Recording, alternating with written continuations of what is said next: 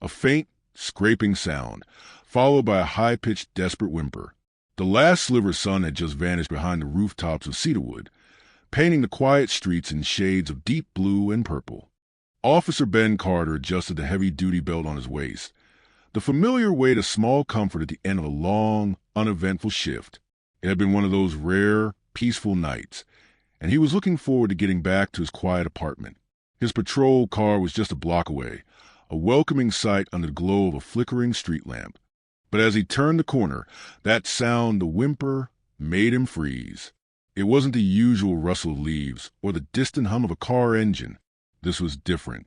Ben's instincts, sharpened by years on the force, kicked in immediately. His hand went to the radio on his shoulder, his eyes scanning the deepening shadows between two weathered brick buildings. From the darkness, a small, shaky form emerged. It was a puppy, so young it could barely walk. Its fur was a messy mix of brown and white, and its floppy ears seemed too large for its tiny head.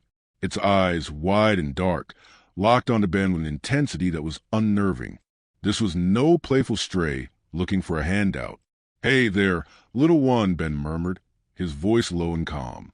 He slowly crouched down, tried to appear less intimidating. "You're a long way from home, aren't you?" Instead of shying away, the puppy stumbled directly toward him, letting out another series of those pitiful, broken whimpers. It stopped just short of his boots, its entire tiny body trembling. Ben reached out a gentle hand, expecting the pup to flinch back. It didn't. Instead, it nudged his fingers with its cold, wet nose, then did something extraordinary. It spun around and trotted a few shaky steps away, back toward the alley it had come from. Then it stopped, looked directly back at him, and let out a sharp, insistent yelp. Ben straightened up, a frown creasing his forehead. This was odd. Most stray animals were either skittish or aggressively sought food. This puppy wasn't begging. It was communicating. It was trying to lead him. "You want me to follow you?" he asked, the question feeling both ridiculous and utterly necessary. The puppy yelped again, more urgently this time, and took a few more steps into the alley, its gaze fixed on him. A cold knot of unease tightened in Ben's stomach. This wasn't right. The peaceful end to his shift was unraveling, replaced by a growing sense of dread. Every protocol said to call it in, but the look in the puppy's eyes, it was a command.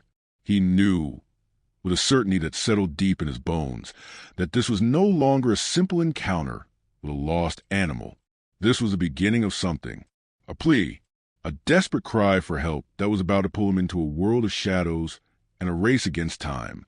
The puppy whimpered again, a sound so full of fear and determination that it sent a chill down Ben's spine. He knew, in that moment, that he couldn't just walk away. His patrol car and the promise of a quiet evening would have to wait.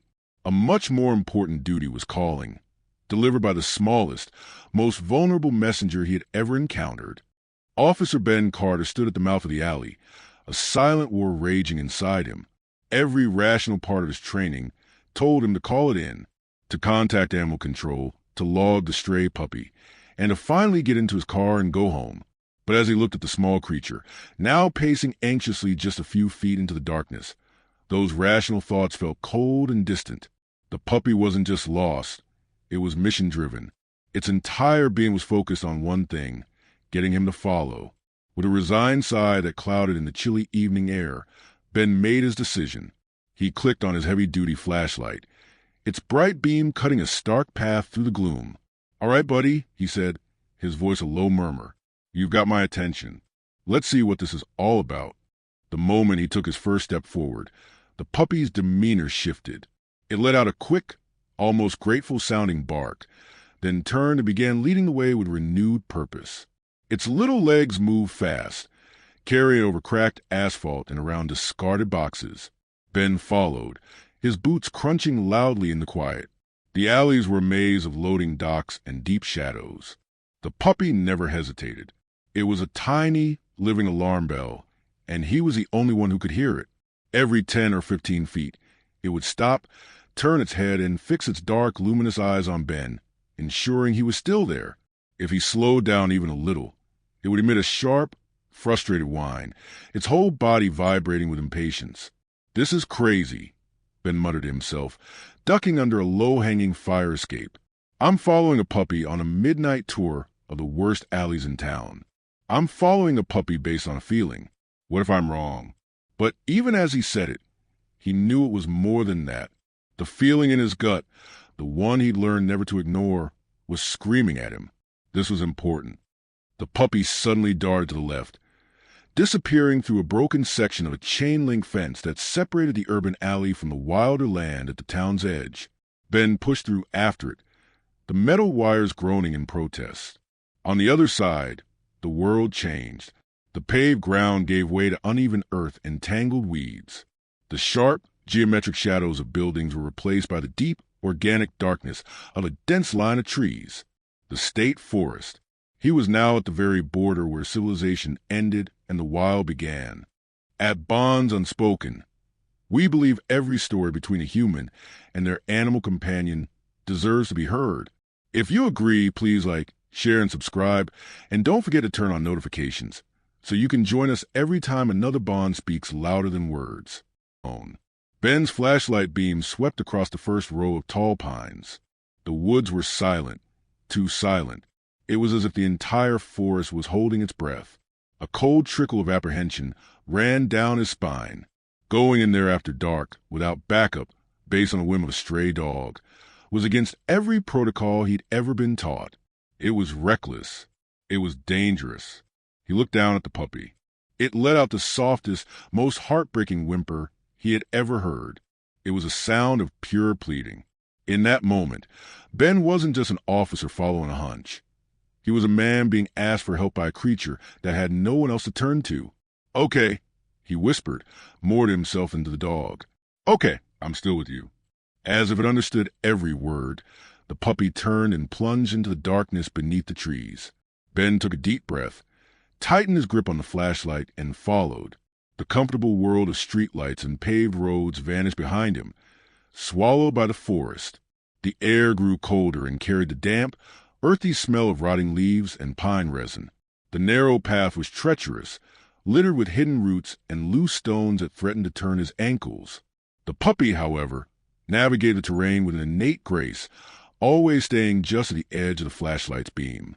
It was a tiny, determined guide, leading him deeper into the unknown.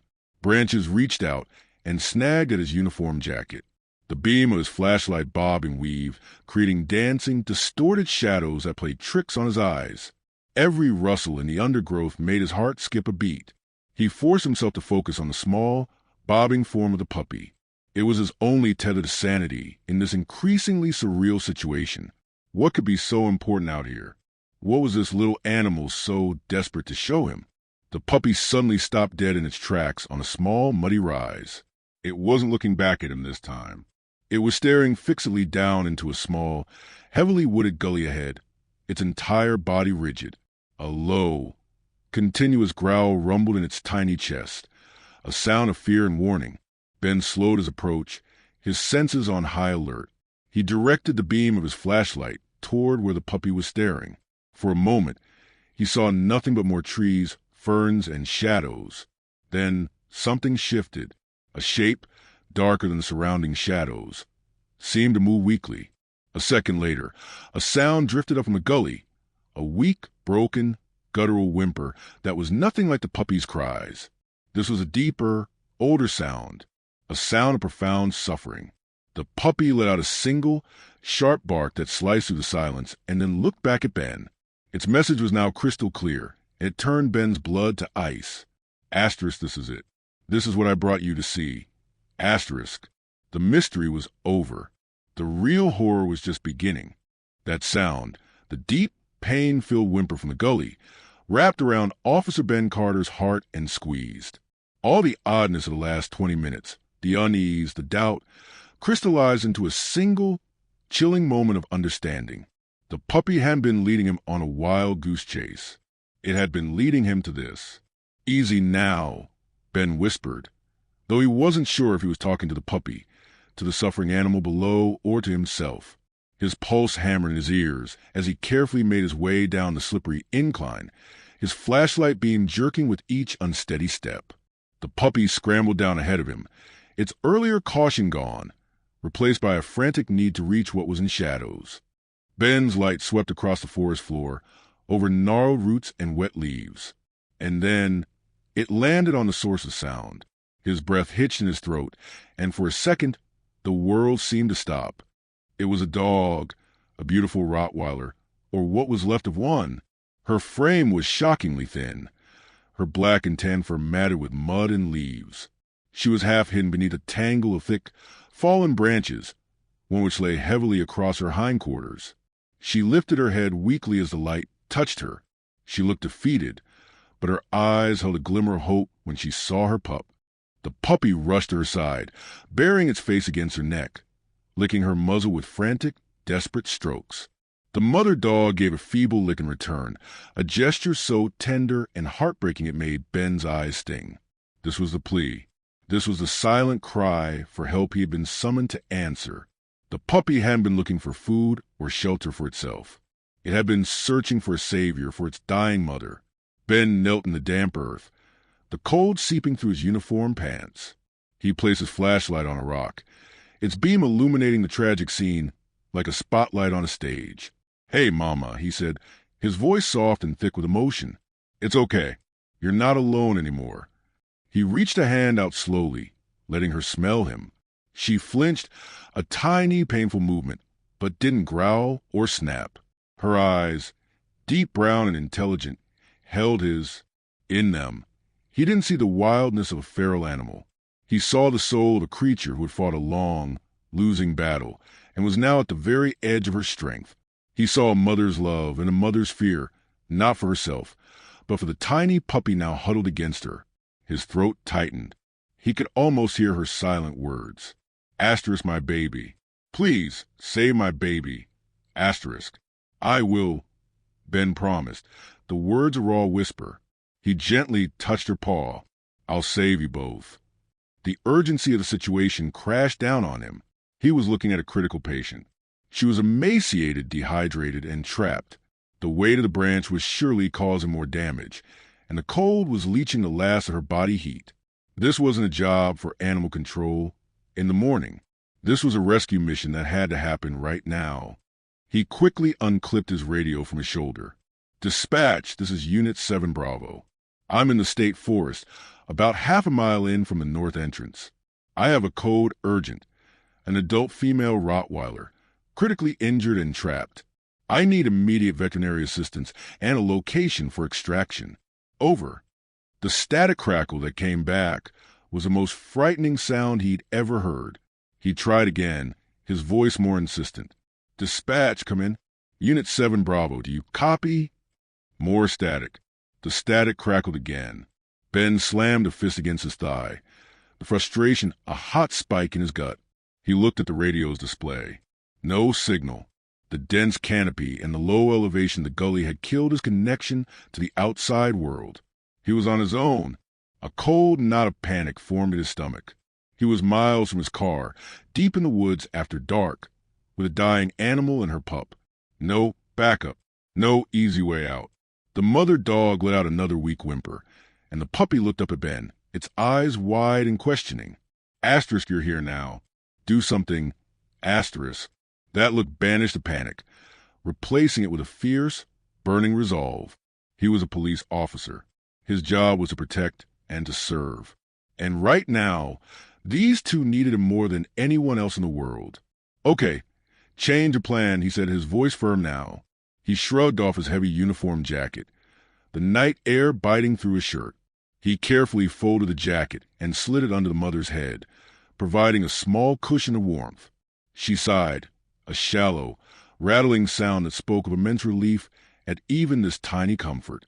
"First, we need to get this weight off you," he said, turning his attention to the branch pinning her. It was thick, waterlogged, and heavy. He planted his feet, gripped the rough bark with both hands, and pulled. His back and shoulder muscles screamed in protest. The branch groaned, shifting an inch before settling back down. It wasn't enough. He repositioned himself, digging his heels into the soft ground. He thought of the puppy's desperate journey through the town. He thought of the mother's unwavering gaze. He channeled all of that into his arms. Not tonight, He grunted through clenched teeth, putting every ounce of his strength into the lift. You held on too long. With a final gut-wrenching heave, the branch rolled sideways, off her body and down the small slope with a dull thud. The mother dog gasped, a sharp intake of air, and her body went limp. For a terrifying second, Ben thought he had killed her, but then he saw her chest rise and fall. It was still shallow, but it was deeper than before. She was free, but she wasn't saved. Not even close. The race was far from over. Now he had to get her out of these woods and to a hospital, and he had to do it fast. The branch was gone, but the true challenge was just beginning. Officer Ben Carter stood over the motionless Rottweiler, his chest heaving from the effort, his breath pluming in the cold air. The reality of his situation was a physical weight on his shoulders. He was alone in the dark woods with a dog too weak to walk and a puppy too small to help. The silence of the forest was no longer just eerie. It was oppressive, a reminder of their total isolation. "Okay, Mama," Ben said, his voice a strained but gentle command. "We're getting out of here. Together." He knew he couldn't drag her. Her body was too fragile, and the terrain was too rough. He had to carry her. Crouching low, he slid one arm carefully under her neck and shoulders, the other beneath her hips, mindful of where the heavy branch had lain. Her fur was damp and cold. As he began to lift, her dead weight was a shock. She was all bone and muscle, heavier than her emaciated frame suggested. A grunt of effort escaped his lips as he straightened his legs, rising unsteadily to his feet. The Rottweiler let out a soft moan of pain. "I know, girl, I know," he whispered, adjusting his grip to cradle her as securely as possible against his chest. "I'm sorry. Just a little longer." The puppy, seeming to understand the shift in proceedings, let out a tiny, encouraging yip and immediately took the lead. Its role had reversed. It was no longer the guide pulling him forward into the unknown, but a scout clearing the way for their retreat. The journey back was a nightmare in slow motion. Every step was a precarious balancing act. The path was narrow, sloping, and littered with unseen obstacles. Roots seemed to rise up just to catch his toes. Loose stones shifted under his boots. A fiery ache spread through Ben's shoulders after only a few dozen yards. His lower back screamed in protest. The weight of his duty belt, usually unnoticed, now felt like an anchor. He stumbled, his knee hitting the ground hard. He managed to twist his body, taking the impact on his own leg and hip, shielding the mother dog from the jolt. She whimpered, a faint, breathy sound. Panic, cold and sharp, lanced through him. "I've got you," he panted, struggling back to his feet, his muscles trembling with the strain. "I've got you." The puppy circled back, whining, nudging his boot as if to ask why he had stopped. Scout licked his boot, a tiny, wet gesture of trust that sent a fresh wave of determination through him. This tiny creature believed, without a single doubt, that Ben could fix everything. That belief became a fuel. He pressed on. The forest canopy blocked most of the moonlight, leaving his flashlight beam as their only guide. It bobbed and weaved erratically with his labored movements. Every rustle in the undergrowth, every snap of a twig, put his nerves on edge. His police training screamed about the dangers, but a stronger, more primal instinct drowned it out, the need to protect the lives in his care. He talked to her as he walked, his words coming in ragged bursts. "You're so strong, you know that? You held on for your baby. Incredible." He wasn't sure if the words were for her or for himself. The mother dog's head lolled against his arm, her breath warm and shallow on his skin. Each faint exhale was a timer counting down. Memories flashed through his mind. The family dog he'd had as a boy, a loyal Labrador named Buddy. The devastating day they found him, old and gray, having passed away peacefully in his sleep. The grief had been a deep, hollow ache. He couldn't fail. He wouldn't. His boot caught on a root again, and this time he fell forward, unable to stop himself. He curled his body around the dog, turning to fall into an awkward, rolling landing that left him on his side. The Rottweiler cradled safely on top of him. The impact knocked the wind from his lungs.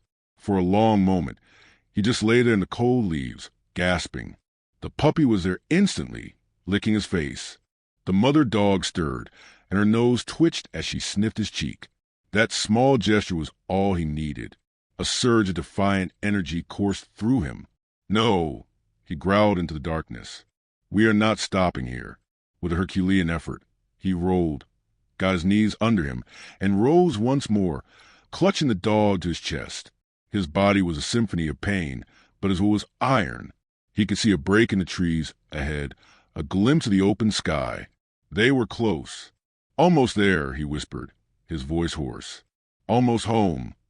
The puppy barked and sprinted ahead. Ben followed, his steps slow and deliberate, each one a testament to a promise he intended to keep. The fate of a small family rested entirely in his aching arms, and he would carry them to safety or he would fall trying. Breaking through the tree line was like bursting through a solid wall.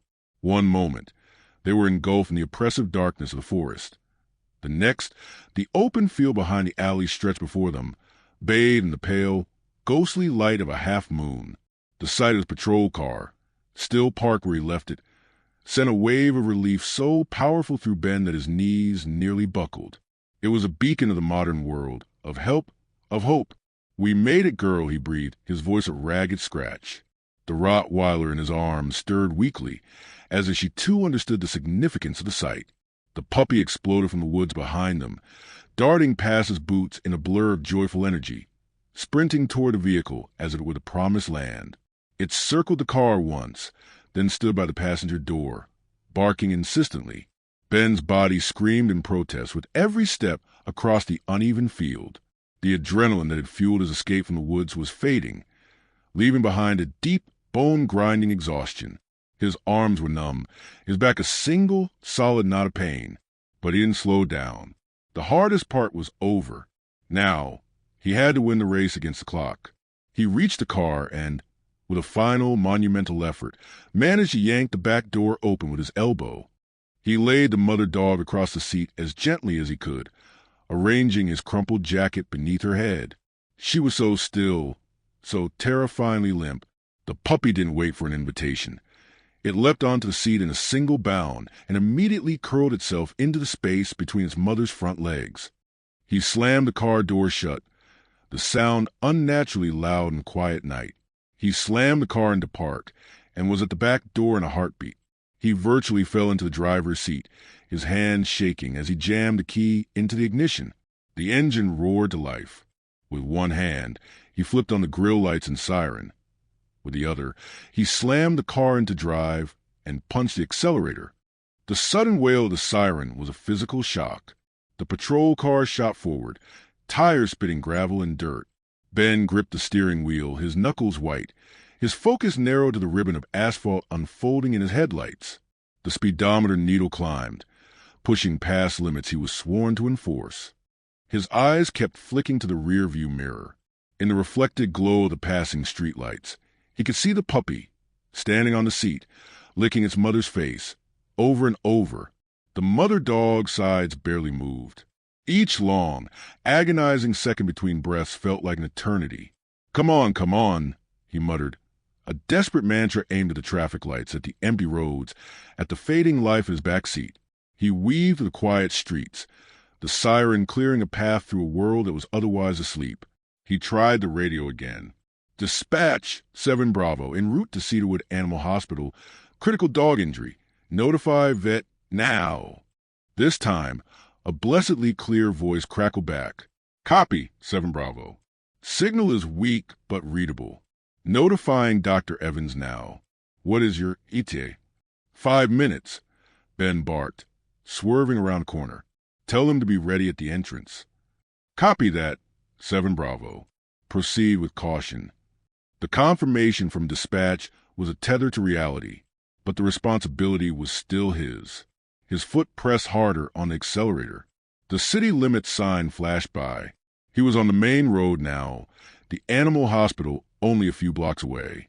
He risked another glance in the mirror. The puppy had stopped its frantic licking. It was just sitting now, staring at its mother's face, its head cocked. It let out a small, confused whine. Ben's heart seized. No.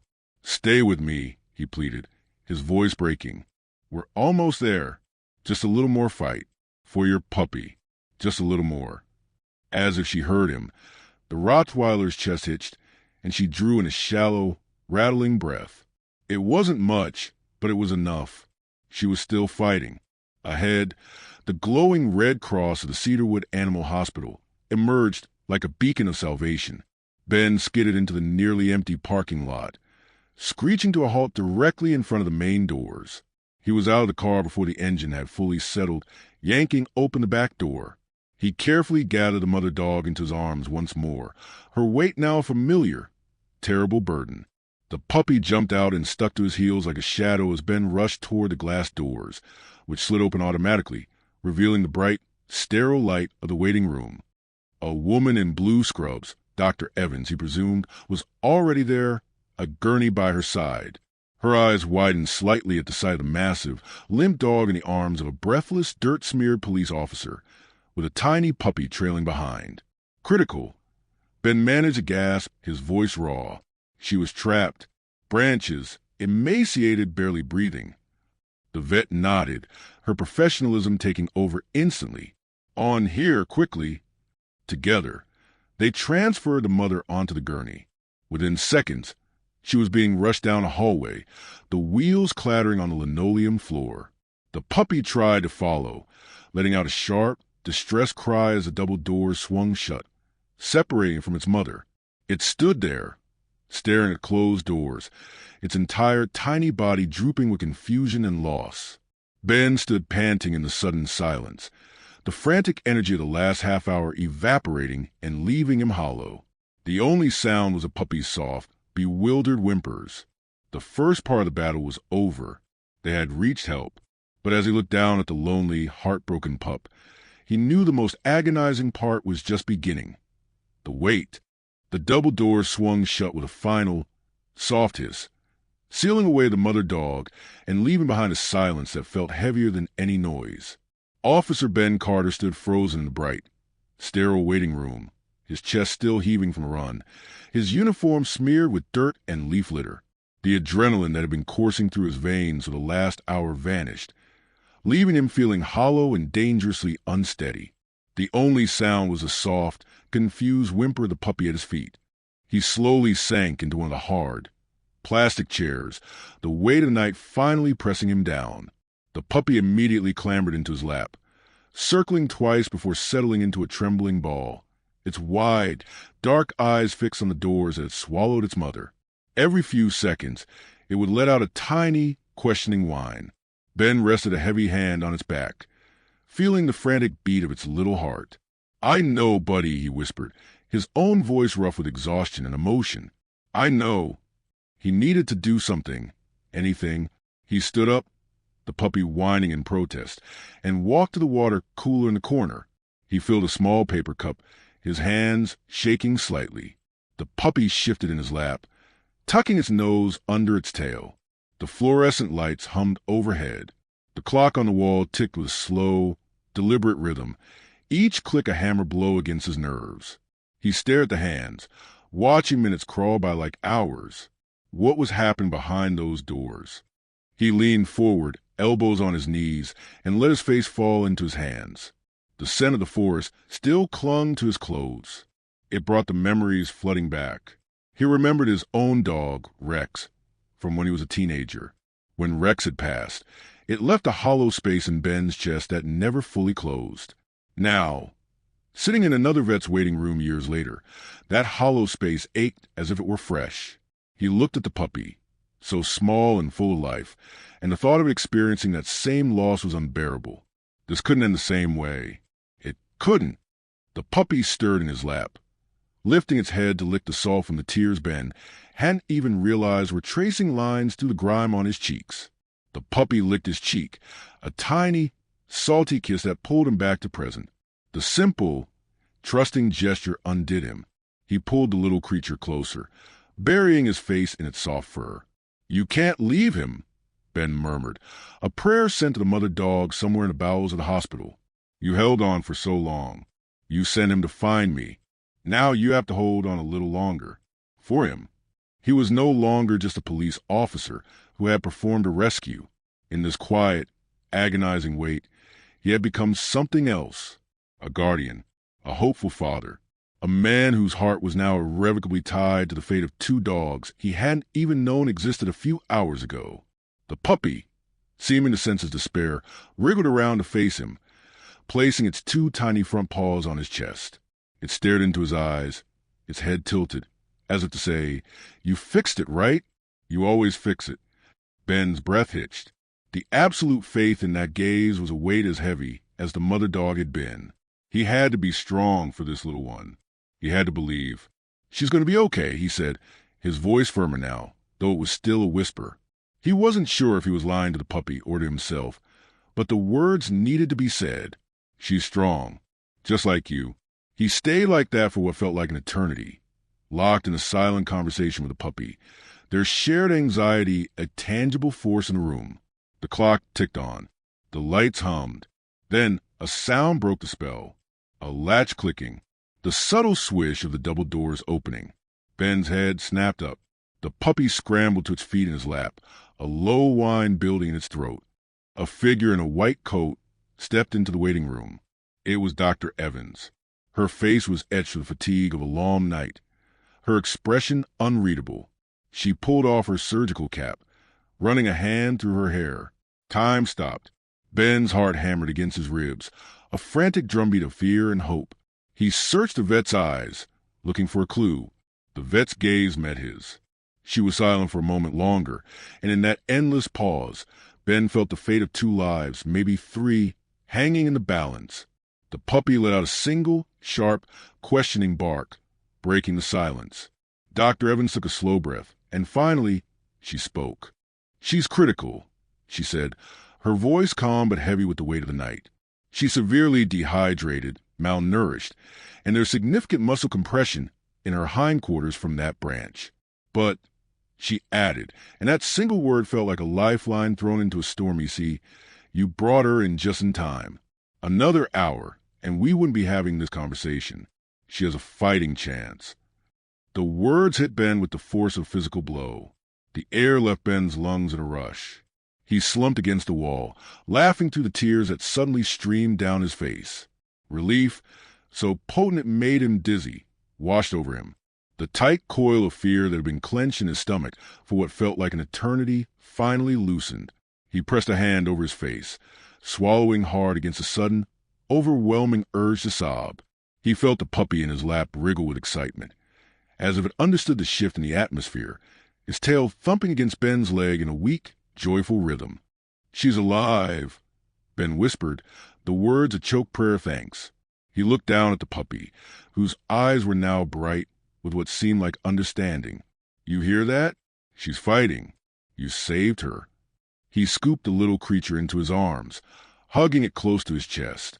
The puppy responded by licking his chin furiously, its small body wriggling with an emotion that mirrored Ben's own overwhelming relief. Ben laughed weakly, a sound that was half tears, half pure, unadulterated joy. Dr. Evans gave a small, tired smile, watching the interaction. "She's not out of danger yet," she cautioned gently, bringing a dose of reality back into the emotional room. "The next 24 or 48 hours are crucial. We've started her on 4 fluids, antibiotics, and pain management. She's stable for now, but her body has been through an immense trauma. We need to see how she responds." Ben nodded, his eyes still glistening. He looked from the vet to the puppy in his arms, then back to the closed double doors. "It wasn't just me," he said, his voice firming with conviction. "It was because of us." He gestured to the puppy. "This little one, he never gave up on her. He led me to her. He's the real hero here." Dr. Evans nodded, his expression softening further. "The bond between them is undeniable. That kind of loyalty can be a powerful medicine. We'll keep her in intensive care, and you can visit when she's a bit stronger." He looked at the puppy. "And we'll get this little guy checked out too. He seems okay, just a bit skinny and stressed. He's quite the scout, leading you on that rescue." He then looked back towards the treatment area. "And the mother, there's a quiet grace about her, a dignity, even in her condition. It suits her." The formalities that followed were a blur. Ben provided his information, signed forms, and arranged for the puppy to be examined. The little dog was declared underweight, but otherwise healthy, a testament to the mother's sacrifice in keeping him fed as long as she could. As dawn began to paint the sky in soft hues of pink and orange outside the hospital windows, Ben finally stepped back into cool morning air, the puppy tucked securely in the crook of his arm. The world was waking up, completely unaware of the miracle that had just unfolded in its midst. The first day was the hardest. Ben went home, showered, and changed his clothes, but his mind never left the sterile room at the animal hospital. He called into the station, explaining the situation to an understanding sergeant who granted him a few days of personal leave. Ben spent the day in a restless haze, the empty silence of his apartment feeling louder than ever. The puppy, exhausted from the night's ordeal, slept for hours on a makeshift bed of old towels, but even in its sleep, it would whimper and twitch, dreaming of its mother. That evening, he returned to the hospital. Dr. Evans led him to a small recovery room. The sight of the Rottweiler hooked up to 4 lines and monitors was a jarring contrast to the powerful creature she should have been. She lay on a soft blanket, her body so still it was frightening. Her eyes were closed, her breathing shallow but steady. The puppy, whom Ben had brought along in a small carrier, immediately began to whine, pressing against the bars. "It's okay, boy. She's right here," Ben whispered, opening the carrier. The puppy scrambled out and rushed to the side of the gurney, standing on its hind legs to peer over the edge. It let out a series of soft, pleading yips. At the sound, the mother dog's ears twitched. Slowly, with immense effort, she cracked open her eyes. They were dull with drugs and exhaustion, but the moment they landed on her puppy, a faint light sparked within them. She gave the weakest thump of her tail against the blanket, and a low, rumbling whimper vibrated in her chest. The puppy barked, its tail wagging so hard its entire body shook. Ben lifted him gently onto the gurney, and the little dog immediately curled into the space between his mother's front legs, nuzzling into her neck and licking her muzzle. The mother dog sighed, a sound of profound contentment, and closed her eyes again, but this time she seemed more at peace. Ben felt a lump form in his throat. He pulled a chair close and sat down, his hand resting lightly on the mother's head, just above the foreport. "See," he murmured. "He's right here. He's safe. You can rest now. He's telling you to fight Mama. Listen to him." And so the vigil began. Ben visited every morning and every evening. The first few days, progress was agonizingly slow. The mother dog, whom the staff had started calling Grace for a quiet dignity, could barely lift her head. Nurses had to syringe feed her a special high-nutrient slurry. Ben would sit for hours, talking to her in a low, steady voice, telling her about his day, about the puppy's antics, about anything that came to mind. The puppy, who Ben had started calling Scout for his courageous guidance, was always with them, a constant, living reminder of what she was fighting for. Scout seemed to understand his role perfectly. He would lick Grace's muzzle, sleep press against her side, and bark excitedly when the nurses came in with food, as if encouraging her to eat. Ben watched this silent, powerful communication between them, and he felt his own heart, which had been walled off for so long, beginning to crack open. He wasn't just an observer anymore. He was being woven into the fabric of their small, resilient family. By the end of the first week, a change was undeniable. Grace's eyes were brighter, more focused. She began to lift her head when Ben entered the room, her tail giving a slow, deliberate wag. One evening, as Ben sat with her, she surprised him by slowly, shakily, lifting herself onto her elbows for a few seconds before collapsing back onto the blankets, panting from effort. Scout erupted into a frenzy of happy barks, dancing around the gurney. Ben laughed, a genuine, full-hearted laugh that felt foreign and wonderful. He reached out and scratched behind Grace's ears. "That's it. That's my girl," he praised, his voice thick with emotion. It was a small victory, a fragile step on a long road, but in that moment, it felt as monumental as the rescue itself. The tide was turning. The fight for survival was slowly, miraculously, becoming a journey of healing. And Ben Carter, the weary police officer, was there for every step of it, his own scars beginning to heal alongside theirs. The recovery room became Ben's second home. He claimed a worn, blue armchair in the corner, its fabric thin from countless anxious owners who had sat there before him. His world narrowed to the rhythm of Grace's steady improvement and Scout's boundless energy. Each small victory felt like a collective triumph. The day Grace managed to lap water from a bowl instead of being syringe-fed, Ben felt a pride so sharp it brought tears to his eyes. The evening, she first let out a soft woof. In response to Scout's playful yips, it sounded sweeter than any symphony. Ben's life began to revolve around his visits. He'd work his shift, his mind often drifting to the animal hospital, and then drive straight there, off with a new toy or a special treat for Scout. The hospital staff knew him by name now, greeting him with warm smiles and quiet updates. He was no longer just a police officer who had brought in a rescue. He was Grace and Scout's person. One afternoon, about 10 days after the rescue, Ben entered the room to a sight that stole his breath. Grace was standing. Her legs were trembling violently. Her body swayed unsteadily, but she was on her feet. Scout was circling her, not with frantic energy, but with a slow, cautious reverence, as if understanding the magnitude of the moment. Grace's head was hung low, and every muscle in her frame quivered with the effort, but she was upright. Ben froze in the doorway, not wanting to break the spell. He watched as Grace took one shuffling, precarious step forward, then another. Her claws clicked softly on the linoleum. She made it 3 steps before her legs gave out, and she settled back onto her blanket with a heavy sigh, panting heavily. Scout immediately rushed to her side, licking her face as if she had just run a marathon. Ben finally moved, crossing the room to kneel beside them. He didn't say a word. He just laid a gentle hand on Grace's head, stroking the smooth fur between her ears. She looked up at him, and in her deep brown eyes he saw something new, a flicker of her old strength, a glimmer of the proud dog she was meant to be. That was the moment the thought, which had been quietly growing in the back of his mind, solidified into an unshakable certainty. He couldn't let them go. The idea of leaving them at a shelter, of them being separated, or of anyone else becoming their family, was physically painful. They were his. The decision settled over him with a profound sense of peace.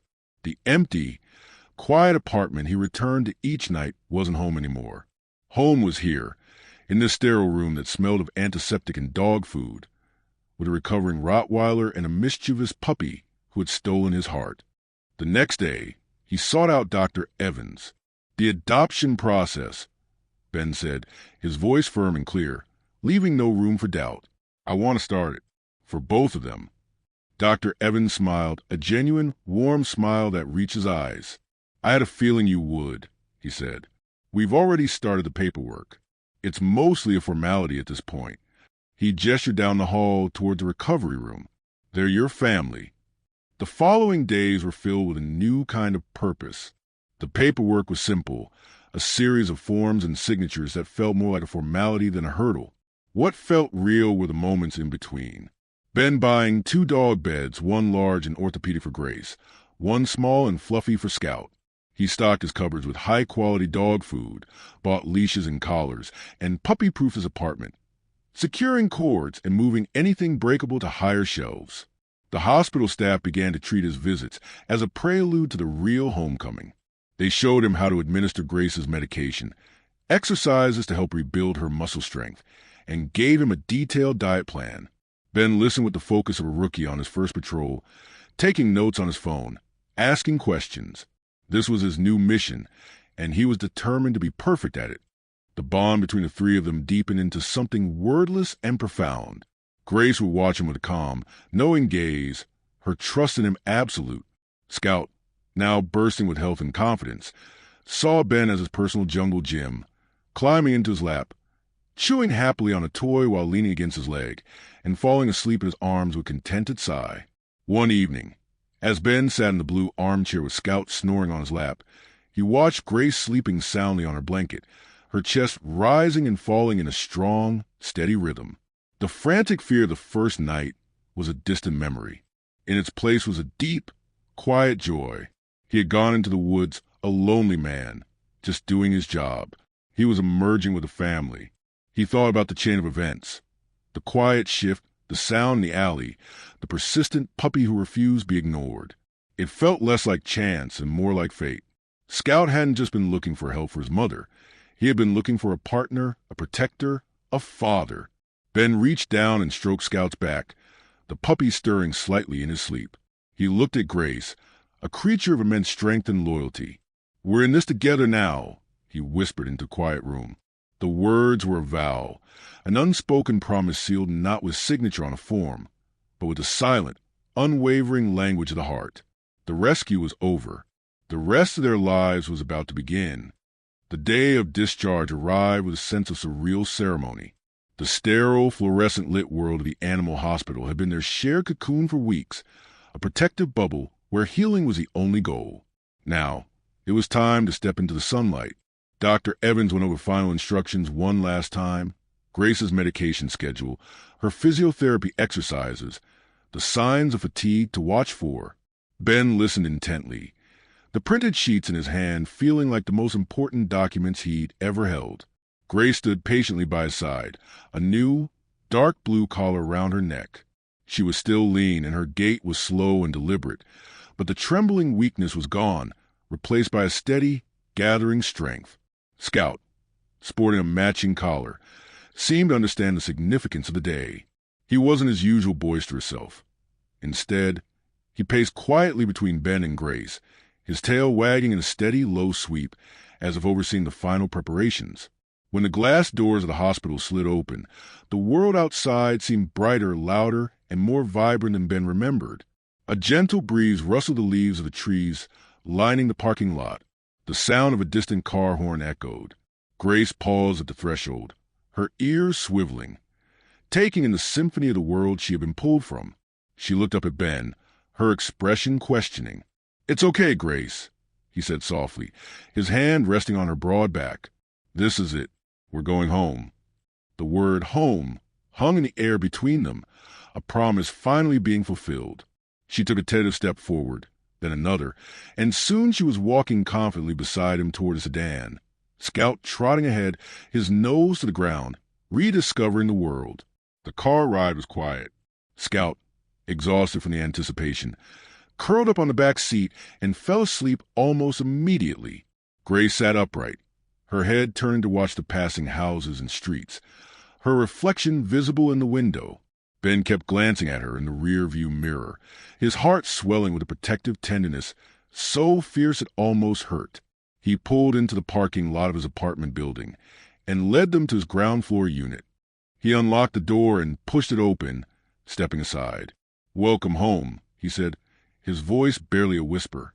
Grace entered first, her nose working overtime, sniffing the unfamiliar sense of his home, the lemon-scented cleaner, the faint aroma of coffee, the smell of him. She moved slowly from the living room to the kitchen, investigating every corner with a quiet dignity. Scout, suddenly re-energized, burst past her, skidding on the wooden floor before launching into a frantic, joyful exploration, running from room to room as if mapping his new kingdom. Ben watched them, a smile touching his lips. The silence of the apartment was now filled with the soft pat of paws, the jingle of tags, and the sound of contented sniffing. The quiet loneliness that had filled his apartment for years was gone, banished in a matter of seconds. He had prepared everything. 2 new beds sat in the corner of the living room. Food and water bowls were neatly arranged in the kitchen. A small pile of new toys was stacked by the sofa. But seeing Grace and Scout actually there, inhabiting the space, made it all feel real in a way he hadn't anticipated. As evening fell, a quiet routine settled in. Ben prepared their dinner, following the vet's instructions precisely. Scout wolfed his down in seconds, while Grace ate hers slowly, savoring each bite, her eyes half closed in pleasure. After dinner, Ben sat on the floor with Grace, gently massaging her hind legs as Dr. Evans had shown him, working to rebuild the muscle. She leaned into his touch, a low rumble of a purr-like sound vibrating in her chest. When it was time for bed, Ben brought their beds into his bedroom. Scout immediately claimed a spot right in the center of Ben's bed, circling 3 times before plopping down with a satisfied grunt. Grace hesitated, looking from the large orthopedic bed on the floor to Ben. He patted the space on the floor next to the side of the bed. "It's yours, girl. Right here." She settled into bed with a heavy, contented sigh, her head resting on her paws, her eyes fixed on him. Ben turned off the light, plunging the room into a soft darkness broken only by the glow of the streetlights filtering through the blinds. He lay in bed, listening to the new sounds of his life. The soft, rhythmic sound of Grace's breathing from the floor. The little snores and dreamy twitches coming from Scout on the pillow beside him. In the darkness, the emotions he had held at bay for weeks finally broke through the dam. The memory of that first night in the woods returned with startling clarity. The fear, the desperation, the crushing weight of her body in his arms, the terrible, gnawing doubt that he was already too late. A sob caught in his throat, and then another. He cried silently, tears streaming down his temples and into his hairline. They were tears of relief, of released tension, of the sheer, overwhelming magnitude of what had almost been lost. "I was so scared I'd lost you," he whispered into the darkness. A warm weight shifted on the bed beside him. Then a cold, wet nose nudged his cheek. It was Scout, whining softly, licking the tears from his face. At the same time, he felt a heavy, warm head rest on the mattress next to his hand. Grace had gotten up and come to his side. He reached out, one hand burying itself in Scout's soft puppy fur, the other stroking Grace's noble head. In that moment, he wasn't a strong, capable police officer. He was just a man, vulnerable and grateful, being comforted by the very lives he'd fought to save. "You saved me, too," he whispered into the darkness, his voice thick with tears. "You both did." Scout licked his chin once more, before curling up against his shoulder. Grace stayed where she was, her head a comforting weight on the bed, her steady presence a silent anchor. The rescue, he realized, had not been a one-way street. He had pulled them from the physical darkness of the forest, and they had pulled him from the emotional darkness of his own solitude. Surrounded by their warmth and trust, Ben Carter finally felt a peace he hadn't known he was searching for. The first night home was not an end, but a beautiful, tender beginning. The dawn that followed their first night home felt different. It wasn't just a light changing outside the window. It was a shift in the very atmosphere of the apartment. The silence was no longer empty but purposefully quiet, filled with the soft, living sounds of family at rest. Ben woke to the feeling of Scout's warm, sleeping weight against his side and the sight of Grace, already awake, watching him from her bed on the floor, her tail giving a single, soft thump against the carpet in greeting. This was the start of their new rhythm. Their days quickly fell into a pattern. Mornings began with a slow, careful walk. Grace's strength grew visibly. What started as a hesitant shuffle soon became a confident, 10-minute stroll, her nose tracing the stories left by other creatures. Scout would zigzag ahead, a tiny explorer, but he always circled back, a constant, moving thread that bound the three of them together. Neighbors began to smile and nod. The afternoons were for recovery and play. Ben performed Grace's physiotherapy, massaging her legs as she tolerated it with a patient sigh. Scout would entertain himself with his toys, often dropping a slobber-covered ball on Ben's lap, demanding his share of attention. The apartment was now filled with the sounds of contented panting, the squeak of toys, and the gentle, encouraging tone of Ben's voice. It was during these quiet afternoons that Ben noticed the subtle, profound ways they were healing him. The constant, low-level stress of his job began to loosen its grip. Coming home was no longer about shutting the world out. It was about being welcomed into a world of unconditional acceptance. Grace's calm, steady presence was a grounding force. Scout's playful, ridiculous antics were a constant source of laughter, a medicine he hadn't known he needed. One Saturday, Ben decided to try a short, easy hike on a paved trail by the river. He wasn't sure if Grace was ready, but she walked to the car with such eager purpose that he knew she needed this. At the trailhead, she paused, sniffing the air, her body tense as the scent of the forest. The damp earth, the pine, the wildness washed over her. Ben watched her closely, worried it might trigger fear, a memory of her ordeal. But Grace didn't cower. She lifted her head high, her ears pricked forward. She took a deep, sampling breath, and then let it out in a huff. It wasn't a sound of fear, but of recognition, of reclaiming a part of her world that had once been a place of suffering, and turning it into a place of peaceful walking with her family. She looked back at Ben, her eyes clear, and gave a confident wag of her tail before starting down the path, Scout bouncing at her heels. That small hike was a triumph. It sealed their new reality. They weren't defined by the tragedy in the woods anymore. They were defined by the life they had built after it. The final piece of their new life fell into place a few days later. Ben was cooking dinner. Something simple, while Grace lay on her bed in the kitchen, watching him, and Scout chase a rolling toy across the living room floor. The evening news was on the television, a background murmur of a world that felt far away. In that moment, surrounded by the mundane, beautiful chaos of his home, a profound sense of rightness settled over him. He looked at Grace, her coat now shiny and healthy, her body filled out, her gaze peaceful and alert. He looked at Scout, no longer a scrawny, desperate pup, but a robust, joyful dog, secure in his place in the world. He looked around the apartment, at the dog beds, the toys, the leashes hanging by the door. It was no longer just his apartment. It was their home. He realized he was no longer Officer Ben Carter, who had rescued some dogs. He was just Ben, Grace and Scout's Ben. They're human. He turned off the stove and sat on the floor between them. Scout immediately abandoned his toy and clambered into his lap, while Grace shifted to rest her heavy head on his knee. He put an arm around each of them. "This is our life," he murmured. "And it's perfect." Grace sighed, a sound of deep contentment. Scout licked his hand and settled down, his job done. The world outside continued to turn, with all its noise and complexity, but inside those four walls, there was only a perfect, simple peace. The rescue had been a single, dramatic night, but this daily, quiet love was the real miracle. The rhythm of their new life was the most beautiful sound he had ever known. People are talking, Officer Carter. They see the change in you. They see your family. Would you be willing to share how it happened? I think it would mean a lot to people. The local journalist's question hung in the air. Ben, who would have flatly refused such a request months ago, found himself considering it. He looked down at Grace, who sat regally at his side, and Scout, who was trying to make friends with a lamppost. Their story wasn't just his anymore.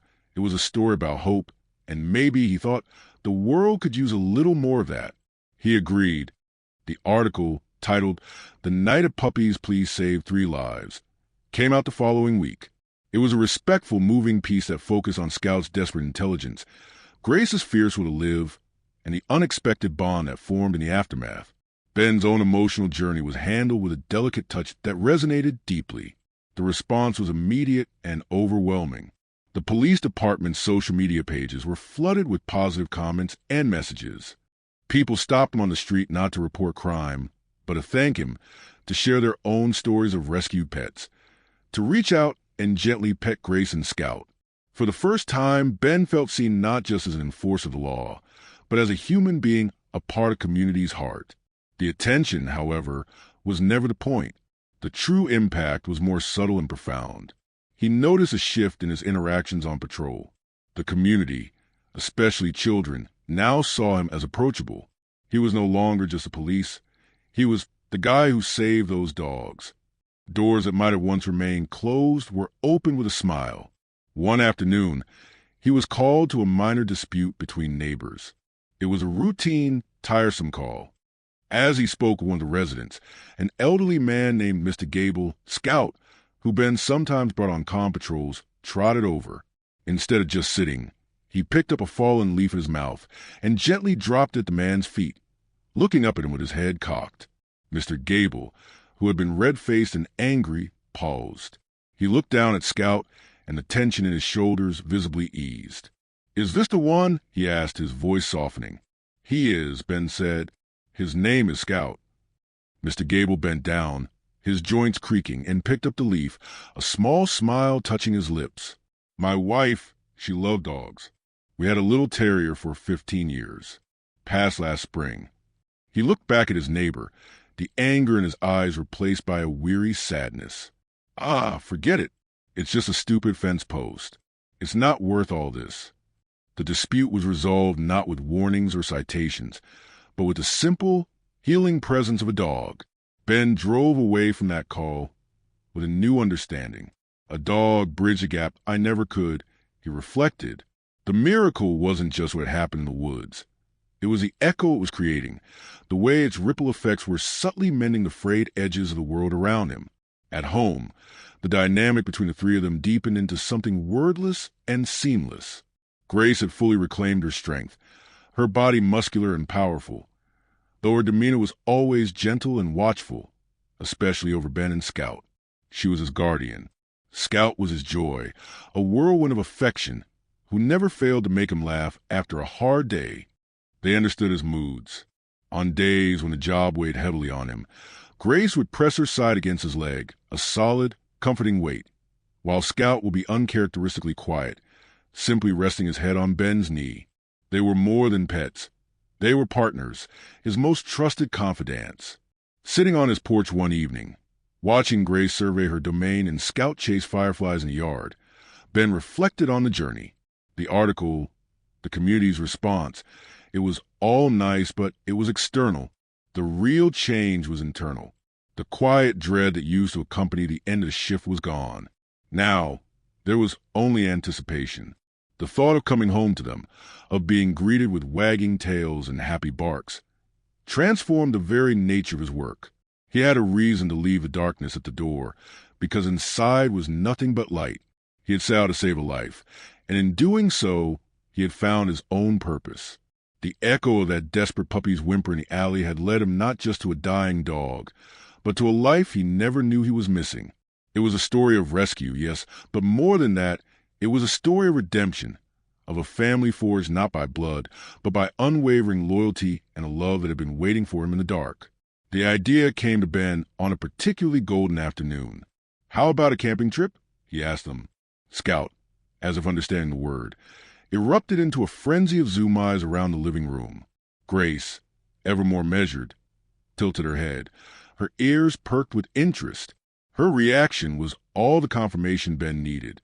He found a well-maintained campsite in a different part of the state forest. The drive, there was a chorus of happy panting. When Ben finally turned onto the gravel track, a profound stillness fell over the car. Grace sat up, her nose pressed a window, her entire body tense with recognition. She was coming home, but on her own terms. Ben chose a site at the edge of a clearing, bordered by a small, chattering stream. The moment he opened the car doors, Scout shot out like a cork, disappearing into the ferns with joyful barks. Grace, however, stepped down with slow, ceremonial dignity. She stood for a long moment, lifting her muzzle to the sky, breathing in the symphony of scents. She then turned and looked directly at Ben, her tail waving in a slow, sweeping arc. It was a look of thanks. Setting up camp was a comedic affair. Scout helped by attacking the tent poles as Ben tried to assemble them, and then by digging a frantic, useless hole right where the tent was supposed to go. Grace, in contrast, supervised from a comfortable spot in the sun. When the tent was finally secure, she walked inside, circled once, and lay down in the very center, claiming it as her den. As evening fell, Ben built a small, safe campfire. The three of them sat around it, the crackle of flames and the gurgle of the stream, their only music. Ben cooked a simple dinner, and they ate together under the darkening sky. Scout, exhausted from his adventures, fell asleep almost immediately, curled into a tight ball against Grace's side. Grace rested her head on her paws, her eyes reflecting the dancing flames, utterly content. Ben leaned back on his elbows, looking up. Without the light pollution of the town, the sky was a breathtaking tapestry of stars, more than he had seen in years. The sheer vastness of it was humbling. His mind drifted back to that desperate night. The cold fear, the weight of Grace in his arms, the sound of her labored breathing. He looked at her now, strong and serene, her chest rising and falling in a deep, steady rhythm. He looked at Scout, a picture of innocent, untroubled sleep. The contrast was so powerful it stole his breath. A warmth that had nothing to do with the fire spread through his chest. It was a feeling of completeness. They had returned to the woods not as victims, but as victors. They had faced the darkness and had won a future. Grace shifted, lifting her head to look at him. In the firelight, Her eyes were deep pools of knowing. She seemed to sense the direction of his thoughts.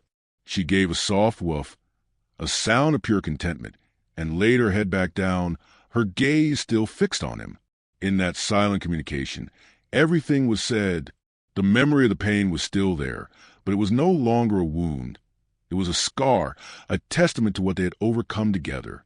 Ben lay back on the blanket, his head pillowed on his arms, and simply watched the stars. Scout slept on. Grace kept watch, and the forest, which had once been a place of silent threat, now felt like a protective embrace. They were safe. They were together. They were home, anywhere they happened to be, under that infinite canopy of stars. Surrounded by the gentle sounds of the night, Ben Carter felt a peace so profound it was as solid as the earth beneath him. The journey that had begun with a whimper in the shadows had led them here, to this perfect, silent understanding beneath the cosmos. Time, which had once moved in frantic, heart-pounding bursts, now settled into a gentle, steady flow. Seasons turned. Through it all, the bond between Ben, Grace, and Scout deepened into something as constant and reliable as the Northern Star. Their story, once the subject of a newspaper article, slowly settled into the fabric of the town, becoming a local legend, a touchstone of hope. Ben would still occasionally be stopped by someone who needed to share how the story had inspired them to adopt a rescue pet. But the loudest fame had faded, leaving behind something more meaningful, a quiet, respected place in the community's heart. One crisp winter afternoon, a letter arrived from a local elementary school. A teacher, Mrs. Gable, had been using their story in a unit on community heroes. The children, she wrote, had been so inspired they had written letters and drawn pictures. She wondered if Ben, Grace, and Scout would consider visiting the class. Ben felt a strange nervousness, but he looked at Grace, dozing peacefully by the radiator, and at Scout, who was intently watching a squirrel and knew he had to say yes. The day of the visit, the children were a sea of eager, wide-eyed faces. When Ben walked in with Grace heeling calmly at his side and Scout on a shorter leash, a wave of excited whispers rippled through the room. He talked simply, not about the fear or the darkness, but about Scout's cleverness, about Grace's bravery, and about how helping others is the most important job anyone can have. Then he let the children meet them. They formed a quiet, respectful line. Grace sat regally, allowing small hands to gently stroke her back. Scout, for once, seemed to understand the gravity of the moment, offering polite licks. One shy little girl, who hadn't spoken a word all day, knelt down and wrapped her arms around Scout's neck, burying her face in his fur. Scout stayed perfectly still. "He's soft," she whispered. The teacher looked at Ben, her own eyes glistening, and mouthed, "Thank you," in that moment. Surrounded by the innocent faith of children and the gentle presence of his dogs, Ben understood the full circle of their journey. The legacy of that night in the woods wasn't just the 3 lives saved in that immediate moment. Its true legacy was here, in the seeds of kindness and empathy being planted in young hearts. That evening, back in the warmth of their home, Ben watched his family. Grace was lying on her bed, and Scout was curled up against her, his head resting on her paw. The scene was one of perfect, peaceful trust. He thought about the man he was before that night, competent, dedicated, but lonely, his heart shielded by a wall of professional detachment. That man seemed like a stranger now. The puppy's whimper in the alley had been a key, unlocking a door he hadn't even known was closed. Behind it was not just the capacity to love these 2 creatures, but the capacity to reconnect with the world, to be vulnerable, to be seen. Grace had given him unwavering loyalty and a quiet strength. Scout had given him laughter and a reminder not to take life so seriously. Together, they had given him a family, a purpose that extended far beyond his badge. He walked over and sat on the floor beside them, his back against the sofa. Grace immediately shifted to rest her head in his lap, while Scout, without waking, sighed in his sleep and wriggled closer. Ben ran his hand over Grace's head, his fingers tracing the familiar contours of her skull, and rested his other hand on Scout's sleeping back. He didn't need grand adventures or public recognition. This was enough. This was everything. The quiet rhythm of their shared life, the simple, profound language of their companionship. This was a real treasure he had carried out of the woods. Their story was a reminder that miracles don't always arrive with thunder and lightning. Sometimes they come on four clumsy paws, with floppy ears and eyes full of desperate hope. Sometimes the strongest cries for help are the quietest ones, and the most profound rescues are the ones that save the rescuer. As the fire crackled in the hearth and the winter wind whispered outside, Ben knew their journey was complete. The desperate chase was over. The healing was done. All that remained was a love, a force as strong and enduring as the ancient trees in the forest, a bond that had truly, in every sense of the word, brought them all home. Spring returned to Cedarwood, and with it came a sense of renewal that mirrored the one in Ben's own heart. The grim memories of the past had been thoroughly overwritten by a present filled with warmth and purpose. Their life was a well-worn, comfortable routine, but it was a small, unscripted moments that continued to reveal the depth of their connection. It happened on a rainy Tuesday evening. Ben was taking them for their final walk of the night, the streets glossy and dark under the amber glow of the streetlights. The rain was a steady, soothing drizzle. Grace, as always, walked solidly at his left side, while Scout, less enthused by the wet weather, trotted a little ahead. They were crossing them out of an alley when a delivery van, its tires hydroplaning on the slick asphalt, swerved unexpectedly around the corner. It wasn't going dangerously fast, but the sudden, noisy appearance of the large vehicle was a shock. Ben's reaction was instinctual, a half-step back. But Grace's reaction was instantaneous. In a movement too fast to process, she lunged, a sudden, silent explosion of motion that placed her entire body as a solid shield between Ben and the van. She stood firm, her legs braced, her head low, a deep, warning growl rumbling in her chest that was far more intimidating than any bark. The van passed harmlessly, its driver oblivious. But the moment hung in the air, thick with significance. Grace held her position for a few seconds longer, her muscles tense, her eyes tracking the vehicle until it disappeared. Then she turned her head, nuzzled Ben's hand as if to check on him, and resumed her calm heel position as if nothing had happened. Ben's heart was pounding. He knelt right there on the wet sidewalk, ignoring the rain, and wrapped his arms around her thick neck. "You would have taken on that van for me, wouldn't you, girl?" he whispered, his voice thick with emotion. "Thank you, Grace." She leaned into him, accepting the praise with a quiet dignity. Scout, who had scurried behind Ben's legs during the incident, now emerged, licking both their faces, as if to ensure the crisis was truly over.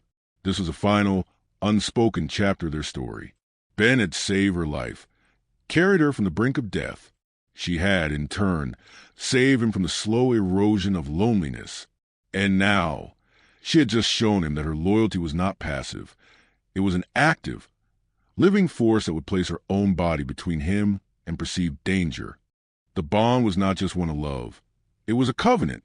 This incident, so small and unseen by anyone else, solidified everything for Ben. It wasn't about a dramatic life-or-death rescue anymore. It was about this. The quiet, day-in, day-out devotion.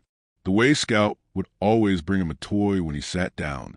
The way Grace would rest her chin on his foot while he read. The way they both knew the sound of his patrol car and would be waiting at the door. Their joy a tangible force that welcomed him home and washed the strain of the day away. He realized that in saving them, he had given them a purpose, and in finding him, they had given his life a meaning that transcended his job. He was their guardian, and they were his. It was a perfect reciprocal loop of loyalty and love. That night, as the rain tapped gently against the windows, Ben looked at his family. Grace was asleep on her bed, her body relaxed. Scout was curled in a tight ball on the sofa. The apartment was filled with the peaceful sounds of their breathing. He didn't think about the past anymore, about the cold woods or the desperate race to the hospital. That was a different story, a foundation upon which this beautiful, ordinary life was built. The present was all that mattered. The present was a gift delivered by a persistent puppy and accepted by a weary heart. Their story was a testament to the fact that families are not always born, but built.